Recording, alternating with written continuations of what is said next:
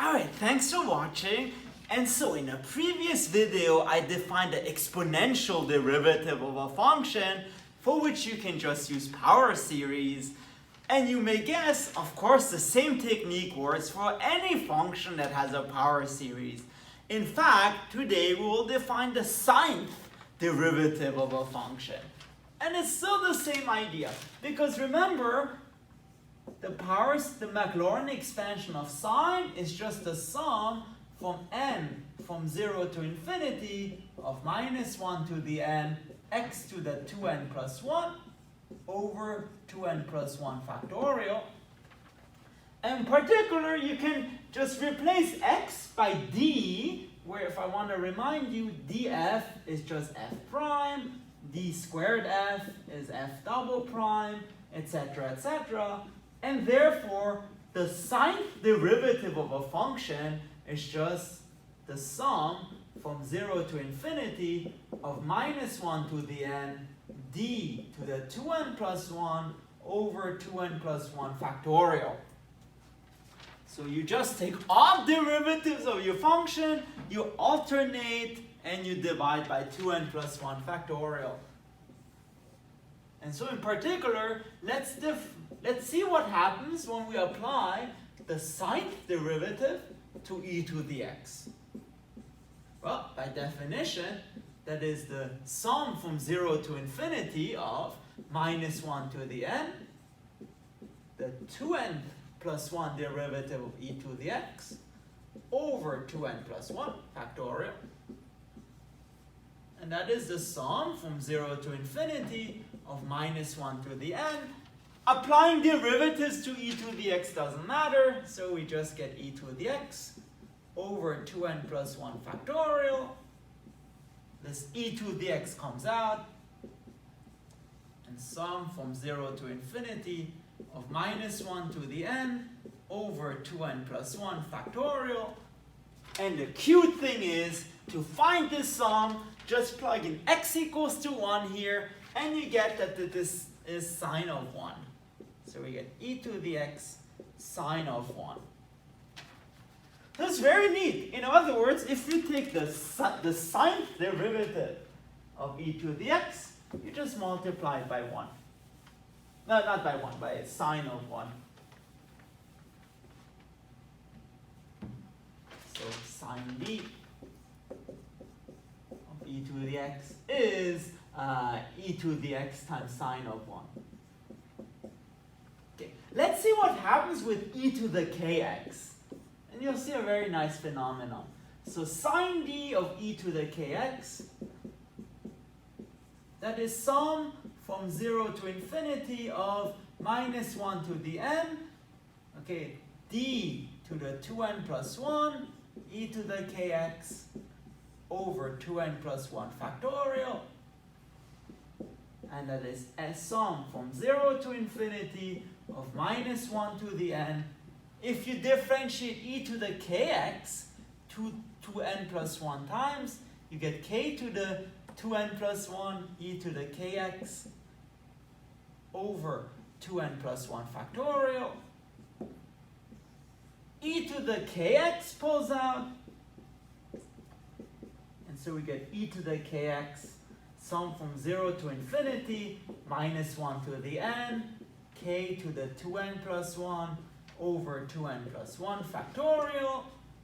And if you again use the definition of sine as a power series and you plug in k, you get e to the kx sine of k. So the cool thing is, if you sine differentiate e to the kx, you get e to the kx, but with a factor of sine of k. Whereas before, with the regular derivative, you get e to the kx times k. And I think this is true in general, like the gth derivative of e to the kx, the f derivative of e to the kx is e to the kx times f of k. So. All right, in particular, to find, if you want the sine derivative of cosine, let's use the same formula, but with I. So if you let k equals to I, then you get sine d of e to the ix is e to the ix times sine of I. So let's just let k equals to I. And the cool thing is sine of I, you can evaluate that because this becomes e to the ix. And now, in general, sine of z is e to the iz minus e to the minus iz over 2I. So it becomes e to the I captain, okay, minus e to the minus II over 2I.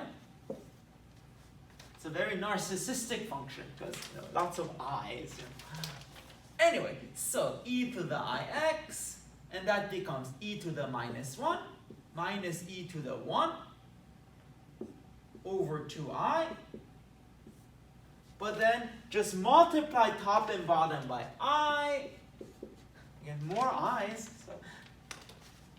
And you get, this simplifies.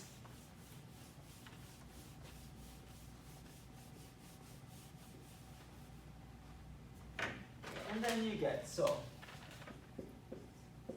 e to the ix, and then e to the minus 1 minus e to the 1 over minus 2 times I, and that becomes e to the ix, e to the 1 minus e to the minus 1 over 2 times I.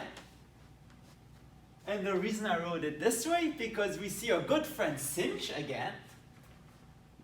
And so we get sinh of 1 times I times e to the ix.